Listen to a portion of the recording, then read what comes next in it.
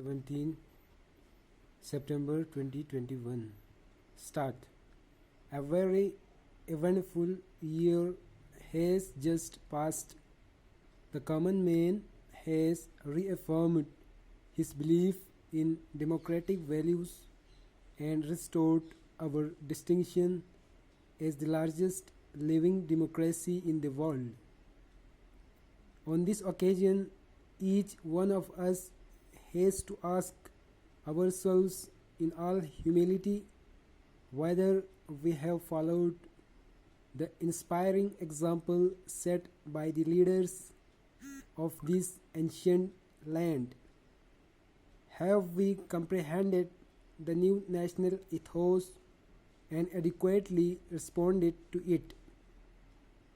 In this context, it is disappointing that the professional classes, as well as business and industry, have not shown sufficient evidence of their being prepared to accept their share of national responsibility. The future is unfolding itself. What are our immediate preoccupations and aspirations for the future? The coming elections to the state assemblies afford an occasion for all political parties to prove their dedication to democracy and cleanliness in public life. What is important is not the result but how it is achieved. The campaign must be conducted with dignity only on the basis of clear cut programs and policies. Once again, our voters will have the option of choosing not their masters but their servants. We must, in the past, prove ourselves a mature people pledged to the process of democracy and the democratic way of life. Our people should be enabled to exercise their franchise without fear or hindrance. My government will guarantee this, the basic birthright of every eligible voter.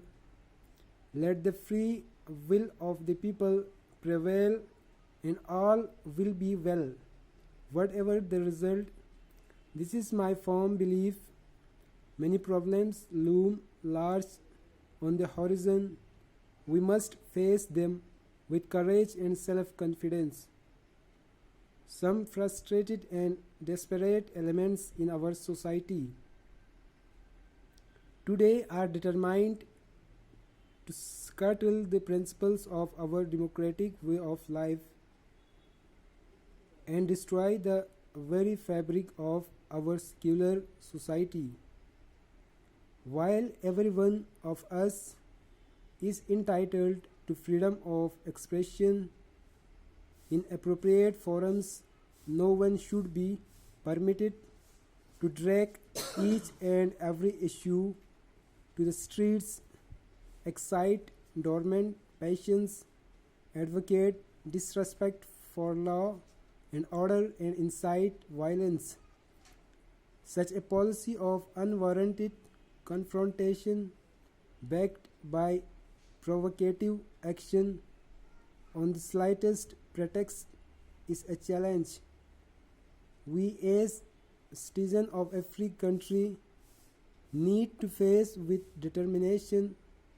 Let not a few misguided and disgruntled sections of society imagine that they can hold the rest of us, the law-abiding citizen, to ransom. This will not be allowed. The post-emergency climate has been congenial for reconciling fundamental freedoms and open society with egalitarianism and social justice. This is the first Republic Day with which my 10-month-old government is associated. Let us not judge them hazily. Let us rather take note of what has been achieved. It has resorted to public life, the essential attributes of a mature democracy. On the economic front, my government has sought to concretize the Gandhian concept of employment oriented rural development and to bridge the socio-economic disparity between the urban and the rural areas.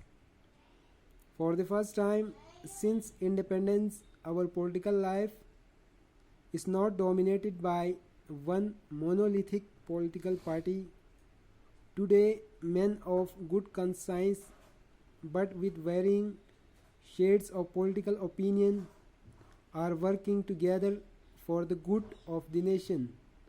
This is in itself a great achievement. Let us not isolate and exaggerate honest differences of opinion and unwittingly perhaps undermine the principles of collective responsibility on which good government is based. For once in our history, we stand united as a nation. India is one country and Indians are one people. Let no one underestimate our strength or take us for granted. Our continued progress on the agricultural front and our determination to reach the benefits of plant development to the rural areas and to the economically weaker sections of society will better the quality of life of millions of our countrymen. This requires a resolute political will and determined administrative action.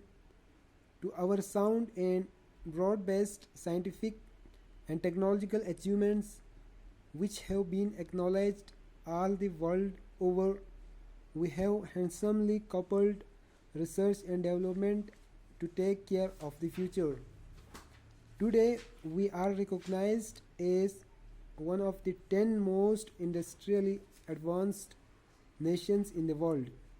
India's very significant manpower contribution to the United Nations pool of technical and administrative talent and experience is matched only by our bilateral technical assistance programs to our friends in Africa, Southeast Asia, and West Asia. While we may take justifiable pride in these achievements, we must guard against complacency in thought and action. On the other hand, we must forge ahead with hard, dedicated work and the determination to succeed not only as individuals but as a nation. Our administration, relieved of its recent traumatic experience, is fortunate to have formed dynamic political leadership. The younger generation who join the various services which compose the broad spectrum of the administration are idealistic, motivated, and have the capacity for hard work. Let us forge out of these qualities a result-oriented instrument to implement our plans for the future and to build the India of our dreams now onwards. Stop.